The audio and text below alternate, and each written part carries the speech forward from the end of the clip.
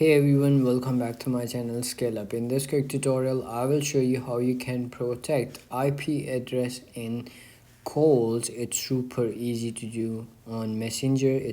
Let's get started. Open up your Messenger app and logged into your account and go to main menu, and there you will find settings. Click on that and then click on privacy and safety over here. So you have to do is scroll all the way up and you will see in advanced, you will see protect IP address in calls. Simply click on that and then click on turn this on to make it harder for people to interfere your location calls on this device will be securely relayed through meta services. This will reduce call quality.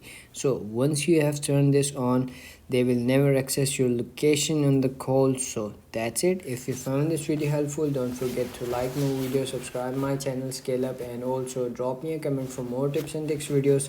Thanks for watching. See you in the next video. Have a nice day. Bye bye.